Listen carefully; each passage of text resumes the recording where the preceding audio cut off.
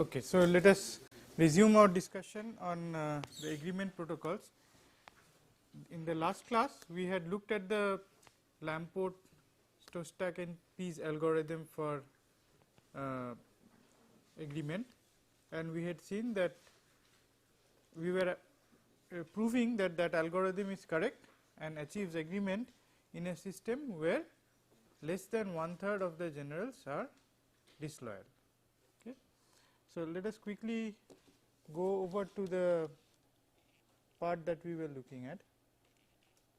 So, this was the algorithm.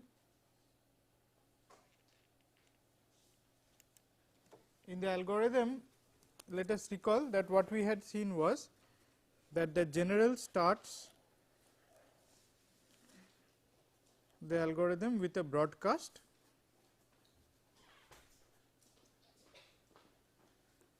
with n processes and a resilience of t, right, and this general starts this by sending out its values to all the other processes, and when each process q receives the message x g from g, then it starts its own broadcast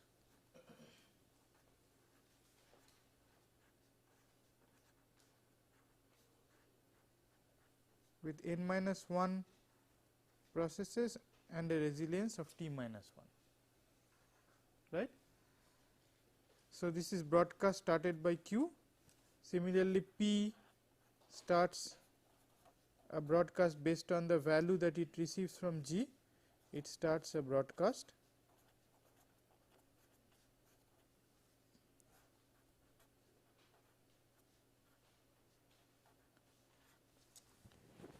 And the outcome of this broadcast is that among those processes which includes all processes except g,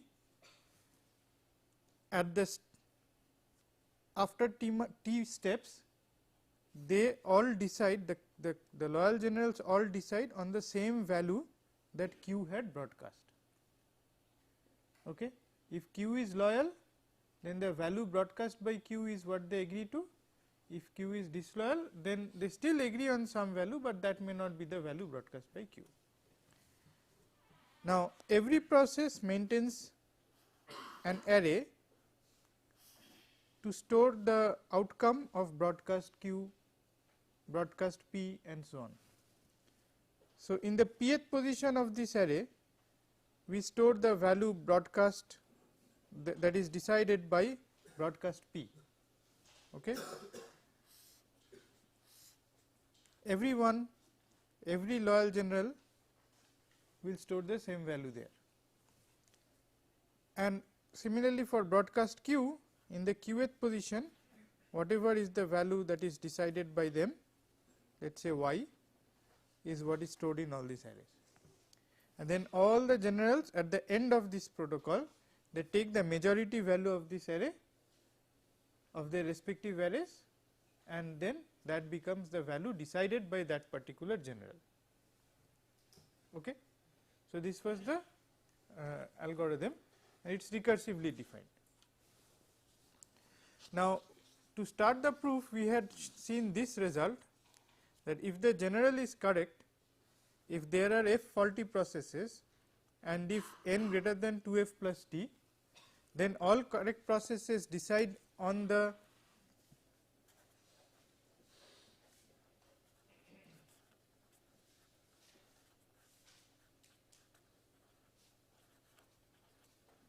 input of the general. This lemma we had seen in the last class. Okay. So, what remains to be shown? In this particular case, what we have said is, if the general is correct, then they all reach an agreement. Okay. And not only do they reach an agreement, they reach an agreement on the value which the general had sent out. Okay. So, the remaining case is where the general is not correct. In other words, the general itself is disloyal, right. to prove that this t is an argument of the algorithm. No. Again, we are returning to the same confusion. F is the actual number of faulty processes, which no algorithm knows a priori. Okay. F is a value which is not known. But to design your algorithm has to be resilient to certain number of faults. That is T. Yes. So you design the algorithm by choosing T. It's a choice. Your actual number of faults, as long as it is less than T, your algorithm will achieve agreement. If the number of faults is more than T, then your algorithm may not be able to achieve agreement. Okay. So what we had seen is that in the case where the general is correct, agreement is achieved. Okay. Therefore, the remaining case is that when the general is not correct, then also we should have agreement. Right? All the processes, the loyal processes should agree on the same value, but that value may not be the value which the general has broadcast, because the general itself is a traitor and it may have broadcast different values to different people. Right? Now, that part of the proof is again going to come by induction. So, what we essentially have to show is that if the general is traitor, then the bound that we have said, that less than 1/3 of the processes are faulty, will hold in the broadcast that is initiated in round 2. Okay. So that's always going to be the case, because in this case you see, if this is a traitor, then here we had initially we had f out of n, and we are saying that f is less than n by 3. Okay. But then if this is a traitor, then in each of these cases we will have agreement among n minus 1 processes. This is broadcast among n minus 1 processes, out of which how many are faulty? F minus 1 are faulty.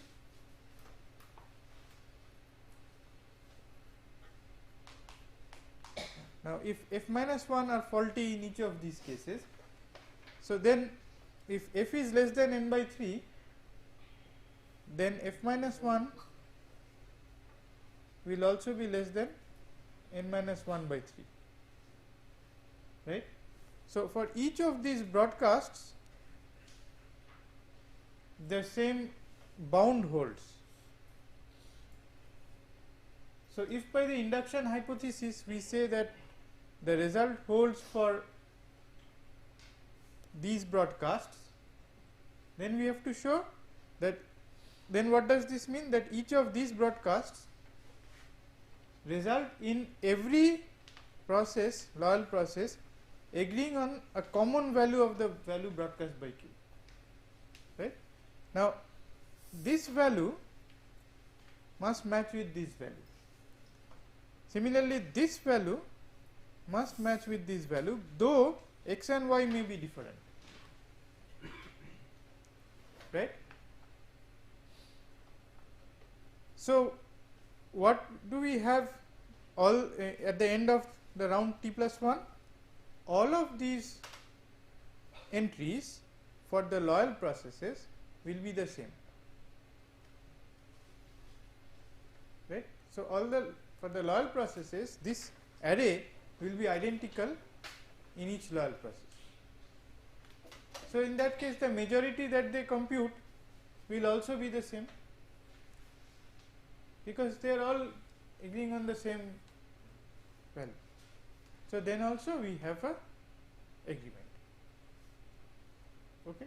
So, we have shown that in both cases, when the general is not faulty and when the general is faulty, in both of these cases we have shown that agreement is reached. In the second case, result may be incorrect.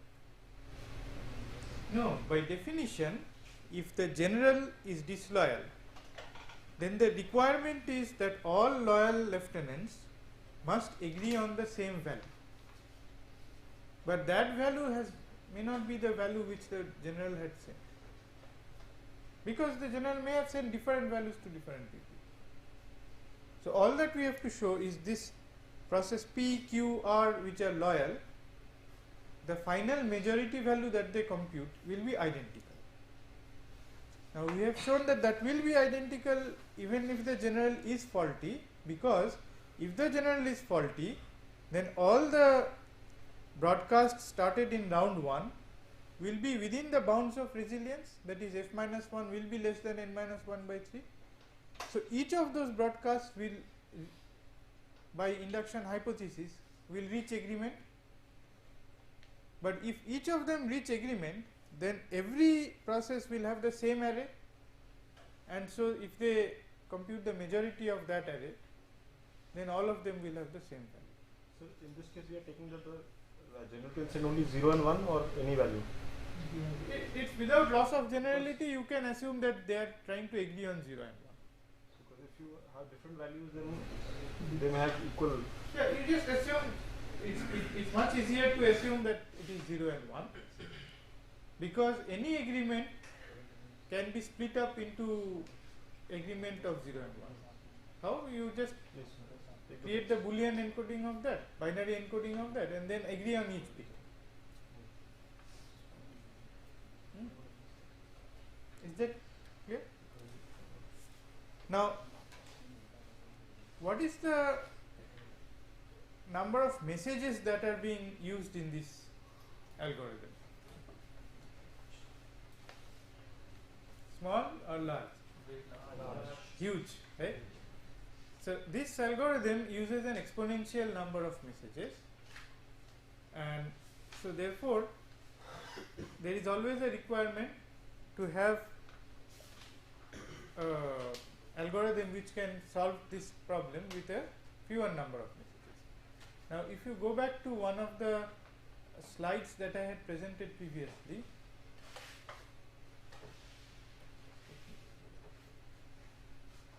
yeah, look at this slide. See, for Byzantine failures, we had seen that the bounds are that the number of rounds is f plus 1, which is what is happening here. We are running the algorithm with resilience of t, so we are running for t plus 1 rounds, and total number of processors has to be 3f plus 1 at least, where f is the number of calls, but the message size is polynomial. Okay. Now, message size is polynomial here. Why is it polynomial? What is the size of the message, by the way, in our case?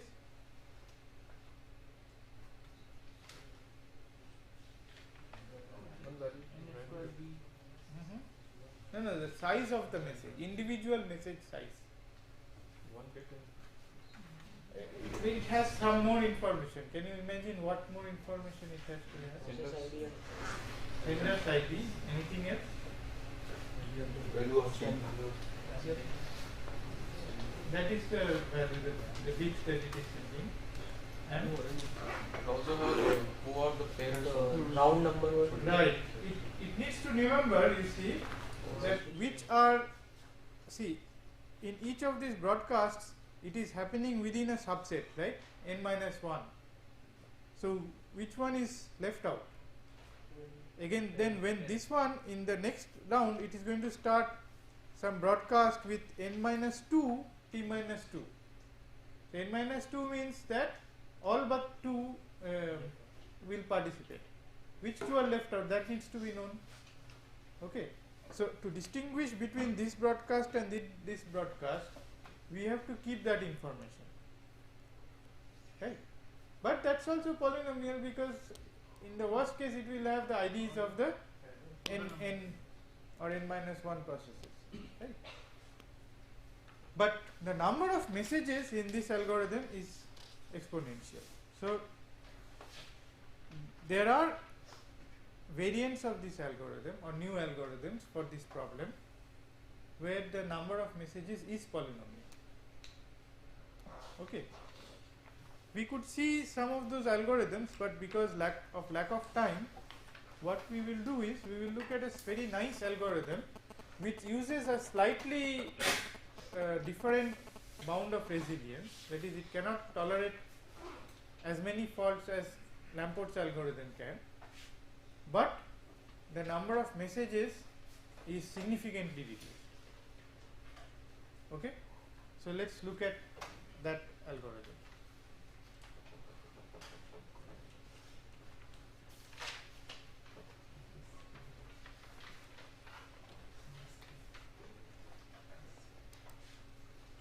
Okay, the message complexity of Lamport's algorithm is order of n to the power t. Now, this is called the phase king algorithm. So, just to give you a comparison in terms of complexity, Lamport's algorithm requires f plus 1 rounds and can tolerate up to f less than or equal to n minus 1 by 3 malicious processes. But it requires an exponential number of messages. The phase king algorithm, which we will study now, by Berman and Gary, solves the problem under the same model requiring f plus 1 phases. Okay, and each phase will have 2 rounds and a polynomial number of messages, but can tolerate only f less than n by 4 malicious processes. Okay, so instead of 1/3, now the number of faulty processes can be at most 1/4. Okay, let's look at the algorithm. So, in the phase king algorithm, each phase, so there will be how many phases? We will have f plus 1 phase. Okay, so we will again take some parameter t and say that we will run it for t plus 1 phases, and it will work if the number of faults is less than t. Okay, and each phase will have 2 rounds, right? So, f plus 1 phases, and in each phase we have 2 rounds. What do we do in round 1?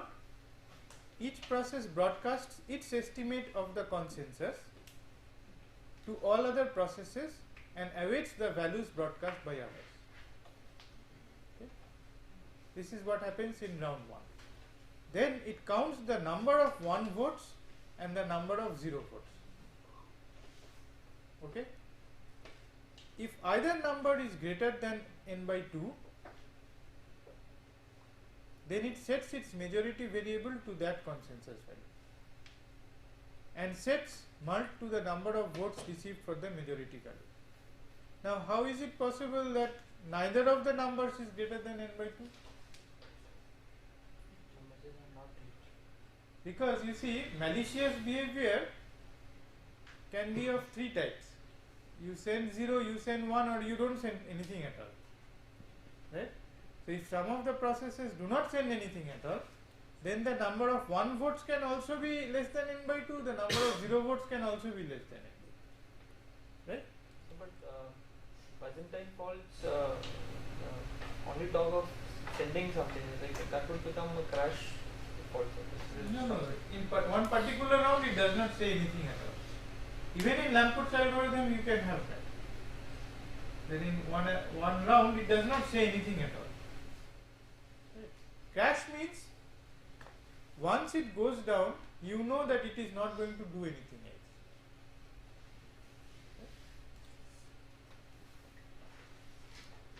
If neither number is greater than n by 2, which may happen if the malicious processes do not respond, then a default value is used for the majority variable. okay, in that process. Alright. Now let us see what happens in round 2. Round 2 of the same phase. In that phase, the phase king for phase k is the process pk.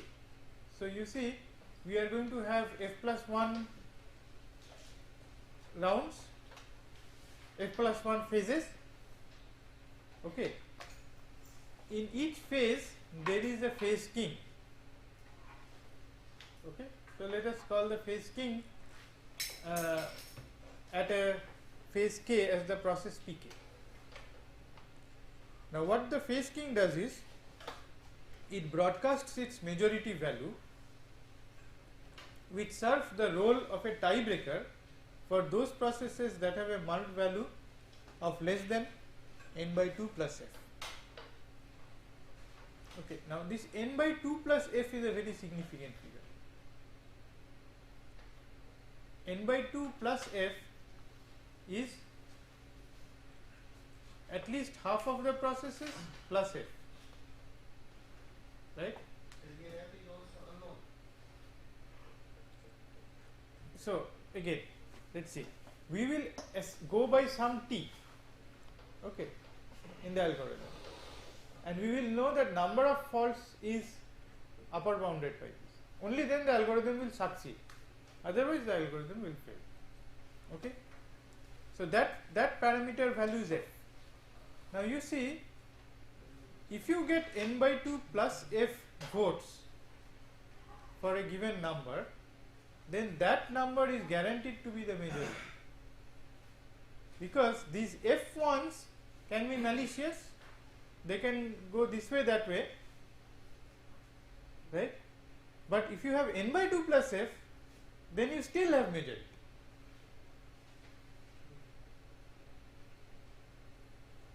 Right?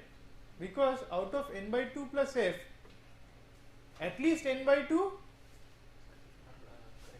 are correct ones. So if you get n by 2 plus f votes in one for one value, then you know that that value is the majority value, even accounting for the malicious behavior of the f faulty processes.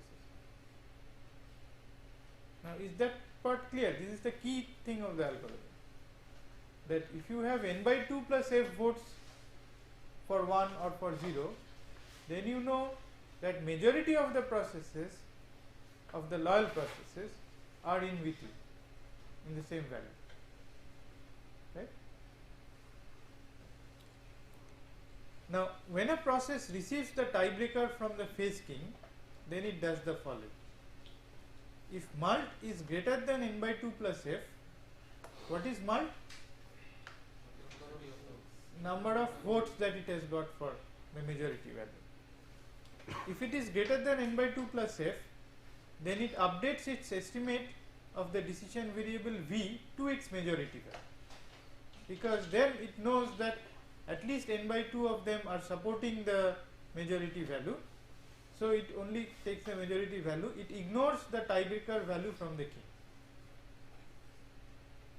But if mult is not greater than n by 2 plus f, then it doesn't know whether the value that it has, mult, whether that is indeed the majority or not, because it may so happen that the malicious processes has pushed it past the n by 2 mark, whereas actually they are acting maliciously, they are trying to convince you that the value should be 1, whereas actually the other processes are deciding on it. So then in that case, what this process does is, it updates its estimate of the decision variable v to the tiebreaker value. So it simply blindly accepts the tiebreaker value, it ignores the mult and the majority value, right? So let me reiterate the two steps once again. In each phase we have 2 rounds. In the first round, the process broadcasts its estimate, whatever it has that point of time, and then waits for similar broadcast from everyone else. It collects those values, okay, and counts the number of ones and the number of zeros. Okay. If any of these is greater than n by 2, then it declares that as the majority value. Remember that the majority value is not necessarily the value which it will accept at the end of the phase. This is at the end of round 1, whichever value is greater than n by 2, I mean it has more than n by 2 votes for 0 or more by n by 2 votes for 1, whichever one happens, it will select the majority from that. If both are less than n by 2, then it will select a default value. This is at the end of round 1. In the round 2, among all these processes, in that phase there will be a phase king. The phase king will broadcast its value to everyone, right? Now what will each process do? If it sees that it has its majority value has been voted for by at least n by 2 plus f processes, then it will select that as its value. Otherwise it will select the phase king's value as its value. Right? Clear?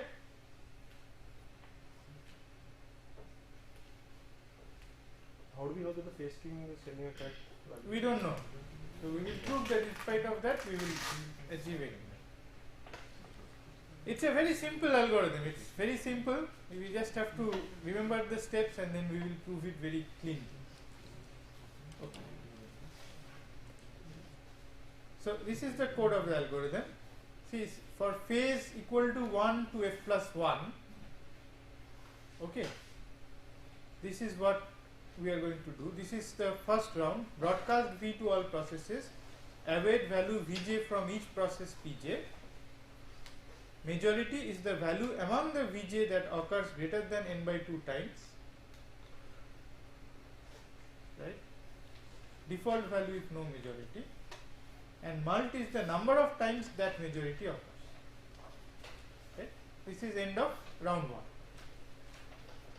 Round 2, if this is the phase king, that is if I is equal to phase, so then process Pi is the phase king, then broadcast majority to all processes, then everyone receives tiebreaker from the phase king.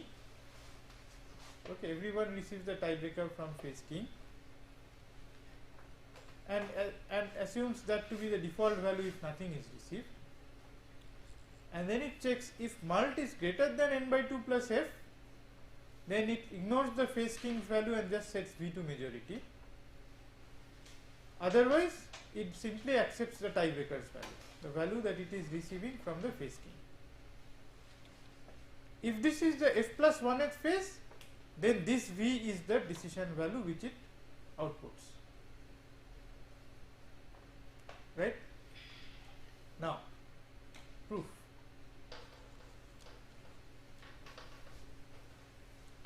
The first thing that we observe here is that among the f plus 1 phases,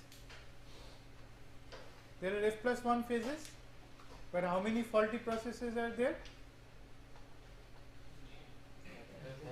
At most f, right? So then the phase king of some phase k is non-malicious, because we are running it for f plus 1 phases. Then in at least one phase the phase king will be non-malicious. At the end of that phase, all non-malicious processes will have the same estimate value V.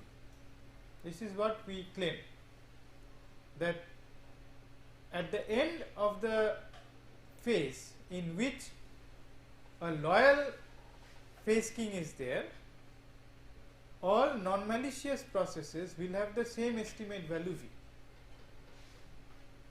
Okay, we will prove this. To prove this, take two non-malicious processes Pi and Pj, and they can set their estimate V in 3 ways. So we are going to look at these 3 cases. case 1 is both Pi and Pj use their own majority values in that phase, or both Pi and Pj use the phase king's tiebreaker value, or Pi uses its majority value and Pj uses the phase king's tiebreaker. These are the three cases. The third case without loss of generality is symmetrical between Pi and Pj. Okay. So these are the only three cases that there can be. So we are talking about the phase in which the phase king is loyal. We are only talking about that phase. Right? Now let us look at each of these three cases and show that in each of these three cases Pi and Pj, if they are non-malicious, they will agree on the same value. Okay.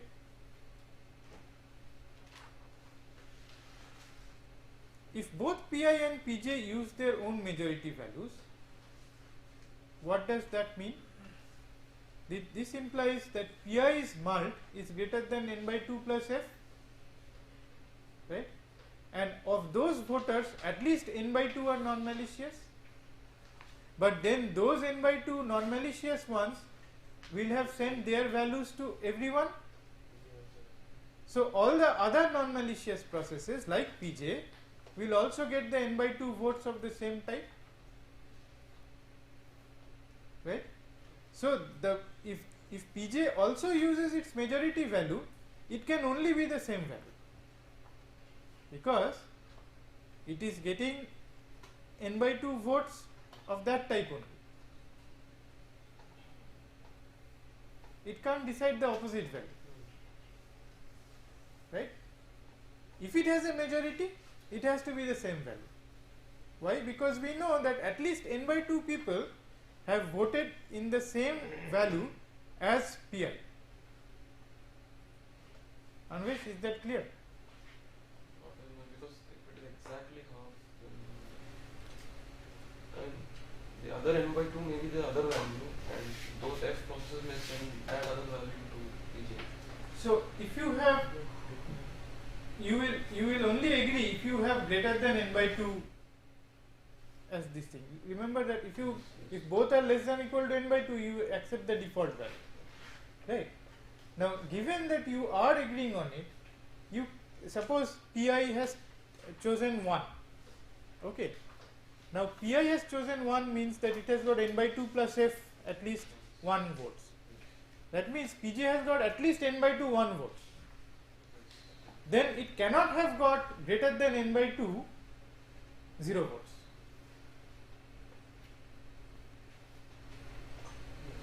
So if it is going by majority, it will choose 1 only.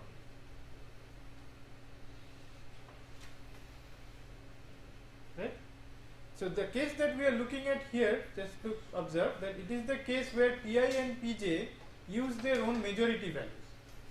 Now what I am saying is that if Pi chooses 1, then Pj's majority value can only be 1, it cannot be 0. Right? Now is that clear? Yes or no? Anvesh, is it okay now? If both Pi and Pj use the phase king's tiebreaker value, now since the phase king is non-malicious, they will get the same value. So again Pi and Pj will agree there, right? If Pi uses its majority value and Pj uses the phase king's tiebreaker value, in this case note that just like case 1, if Pi uses its majority value, then Pi has at least n by 2 votes of the same type, okay, and these are also received by the phase king. So the phase king's value also cannot be a different value. So the tiebreaker value by the same reasoning as case 1.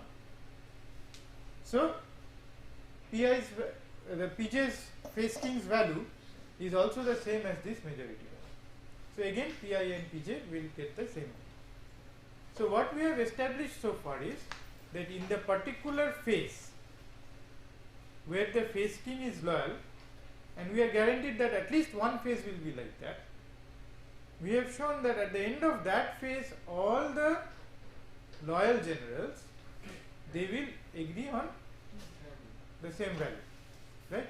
Now we have to show that in the remaining rounds this good thing does not get done, right? Sir, in the last this, it's not necessary that those n by 2 have also been received by the phase king. Because So it will be, because you see these n by 2 votes are given by voters which are loyal. then PJ should then this Now PJ is also loyal. PJ sir, sorry sir. Okay, let me reiterate this. What did we use in this argument? See, if Pi is going by its majority value, it must be the case that Pi's mult is greater than n by 2 plus f. So by So it has got at least n by 2 plus f votes in that, say 1. so can you just tell again what? Wait, just a minute. Out of those n by 2 plus f, By 2 are loyal. at least n by 2 are from loyal people. Now the loyal people are going to send the same values to everybody. So the loyal people, they have, those n by 2 loyal people will also have sent the phase king the same value. Now if the phase king has got n by 2 values of the same type, at least n by 2 of the same type, then how can it decide on the reverse value? Absolutely sir. But then what I was saying was that PJ would also choose the same value actually. Yes.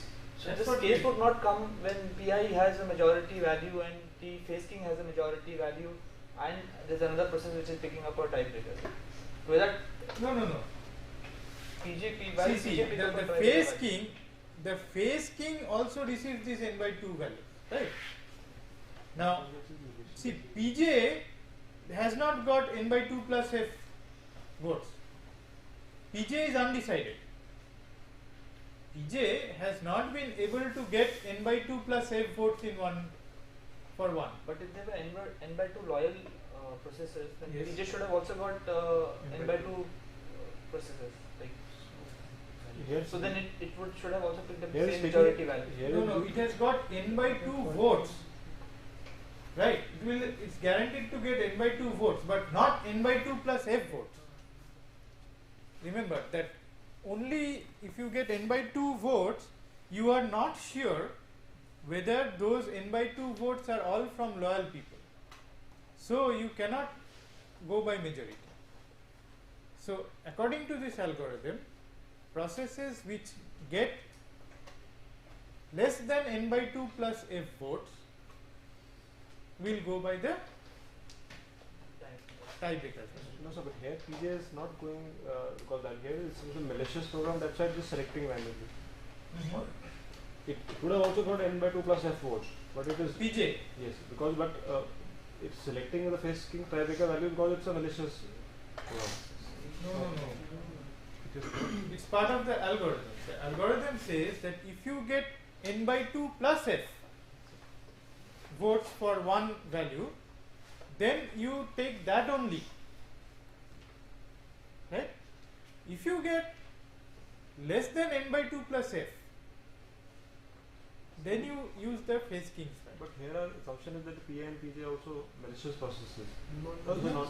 Right. they are non-malicious. Right. Okay, we are trying to achieve agreement among non-malicious. Sir, the phase king sends the same tiebreaker value as the majority value. That will be the case if phase king receives n by 2 plus f votes. Yeah, now But see, what's the guarantee that phase king will receive n by 2 plus f votes? there is no guarantee. But if the phase king has got n by 2 votes at least, right, then it cannot choose the opposite value.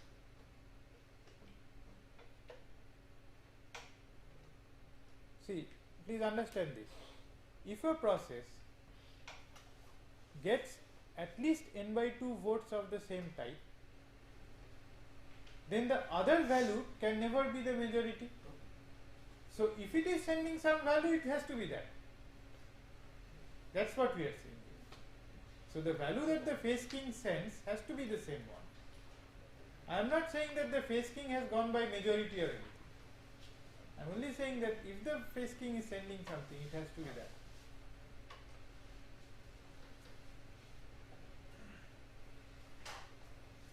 Do you get it? In that case, phase king will pick up a default value and send that. If it's got, let's say, just n by 2 votes, then it's not more than n by 2. So just pick up a default value. Let's see what value, how does the phase king choose its value? See, if I is phase, then broadcast majority to all processes. Right? How does it choose the majority? The majority is the value among the Vj that occurs greater than n by 2 times. Right? Now, if it has got n by 2 votes of the same type, it cannot be that it chooses the other value. Right?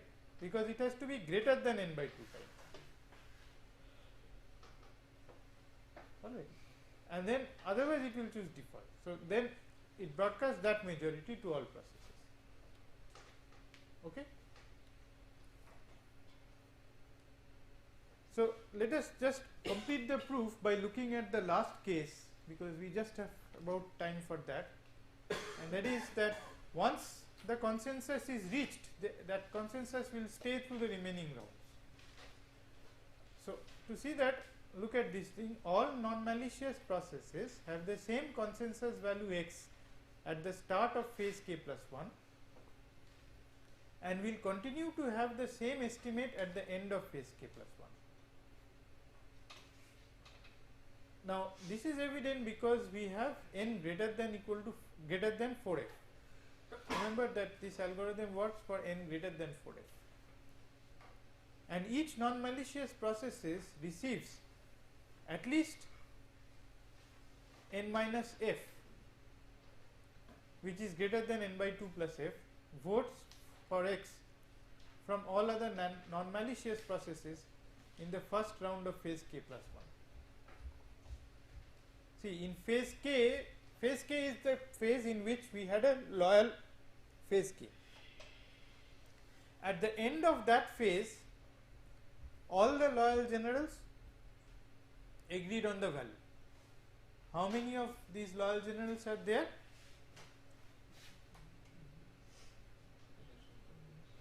Yes, n minus f, right?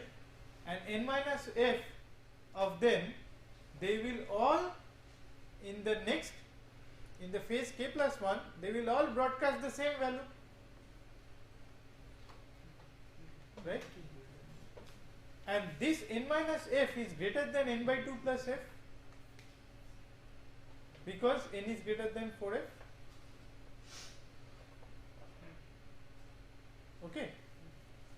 So if n minus f votes are received for one value and that value itself is n by 2 plus f, then in all subsequent round the loyal generals will only achieve majority with that same value. So they will keep on using that majority value for the rest of the rounds. So once the consensus is reached, it will stay. Is this part clear? Yes? Is it clear? Sure.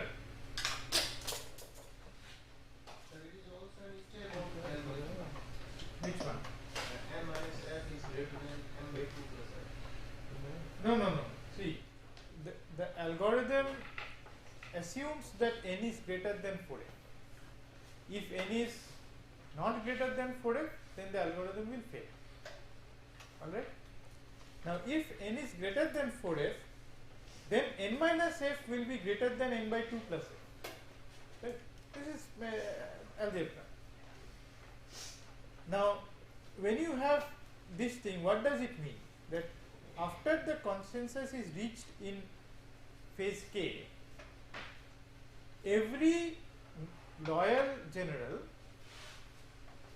will send the same value in round k plus 1, in the first round of phase k plus 1. How many such generals are there? N minus f. And n minus f is greater than n by 2 plus f. So if n minus f is greater than n by 2 plus f and all of them are sending the same value, then the loyal processes are getting n by 2 plus f votes of the same type. So then they will have clear majority and they will use that majority in every round. Are you getting me?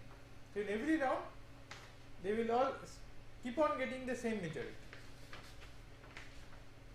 So when they reach round f plus 1, they will all terminate with the same.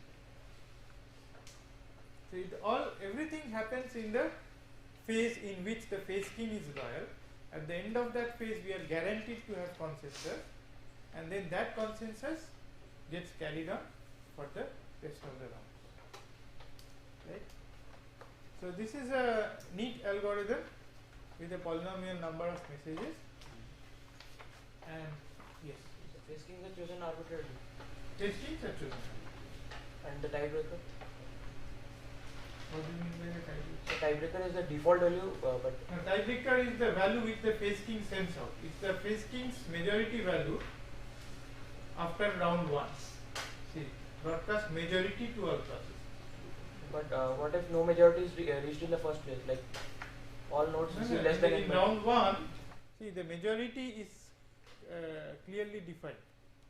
It is the value among the Vj that occurs greater than n by 2 times and default otherwise. So what is that default? Any one, 0 or 1.